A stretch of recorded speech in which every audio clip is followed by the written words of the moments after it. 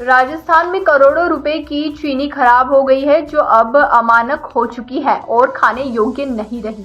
इस गंभीर मामले पर खाद्य आपूर्ति मंत्री सुमित गोदारा ने बीकानेर में बड़ा बयान दिया है। उन्होंने कहा है कि खराब राशन के लिए जिम्मेदार अधिकारियों के खिलाफ सख्त जांच और कार्रवाई की जाएगी।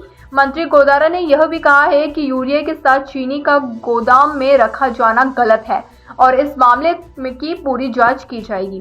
इसके अलावा उन्होंने लोगों को 31 अक्टूबर तक खाद्य सुरक्षा योजना के तहत अपना नाम दर्ज कराने की सलाह दी है, अन्यथा वे योजना से वंचित रह जाएंगे। उन्होंने यह भी टिप्पणी की है कि भारतीय जनता पार्टी की सरकार के दौरान बारिश अच्छी होती है और विकास की गति तेज होती है। बीकानेर में जन सुनवाई के दौरान जिले से संबंधित अनेक मुद्दों को लेकर चर्चा की गई और मंत्री ने अधिक से अधिक लोगों को लाभ पहुंचाने के प्रयासों की बात की।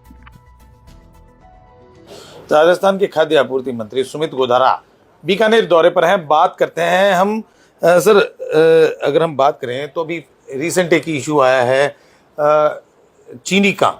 लगभग करोड़ों रुपए की चीनी है वो धूल फांक रही है वर्ष 2017 से।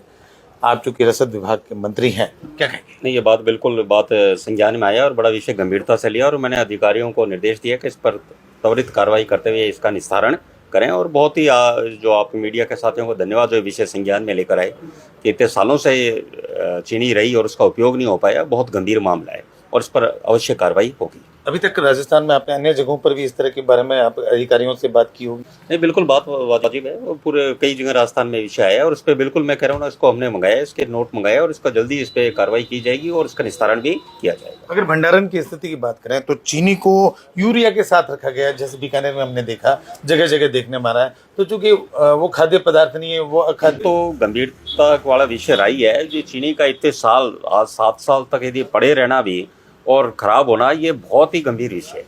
और मैं आपके प्रेस के साथियों को धन्यवाद देना चाहूँगा। मेरे भी विषय संज्ञान में आप ही लोग लेकर आए और उसके बाद लाकर हमने इस पर कार्रवाई के आदेश दिए हैं और बिल्कुल इस पर कार्रवाई होगी। जो भी दोषी है, हाँ नहीं, बिल्कुल ये यूरिया जो ये गंभीर विषय, सबसे पहला विषय तो वही हो जाता है कि भाई 7 साल तक चीनी रही क्यों? इसका कहीं ना कहीं कैसे भी डिस्पोजल होना चाहिए था, चाहे ओपन मार्केट में होता, चाहे कैसे ही होता है, इसका होना जरूर चाहिए था। इतने साल क्यों रही? ये विषय सबसे पहला विषय तो यही है।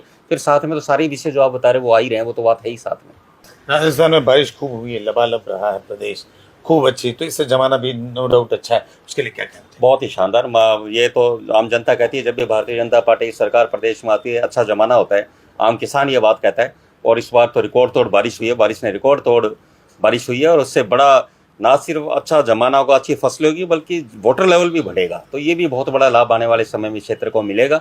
और मैं कल जैसे झुंझुनू भी था, गंगानगर भी परसों गया, तो हर जगह शानदार फसलें खड़ी है। ऐतिहासिक फसलें का प्रोडक्शन इस बार उम्मीद है राजस्थान में होगा।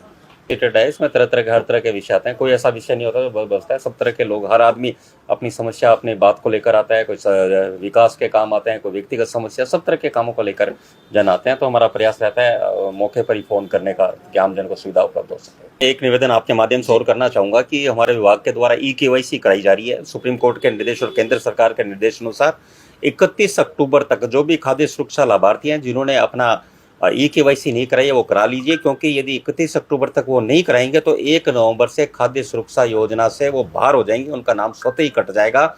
उनको फिर पुनः प्रक्रिया से जुड़ने के लिए करना पड़ेगा। आज की तारीख में 4,46,00,000 जो राजस्थान की सीलिंग है, मुझे आपको बताते हुए हर्ष है, लगभग 10 लाख नए लाभार्थी हमने जोड़े, जिसमें 1,70,000 के आसपास हमने ये विशेष योग्यजन जोड़े और 9 लाख के आसपास जो अवयस्क बच्चे और महिलाएं, जो शादीशुदा महिलाएं, शादी होकर आई, उनके नाम जोड़े। तो ये काम काफ़ी समय बाद राजस्थान में हुआ, इतनी संख्या में लोगों के नाम जोड़े।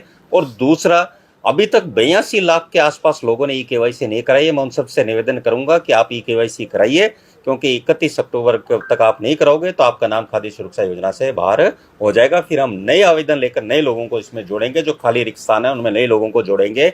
तो ये हमारा आप सबसे निवेदन है।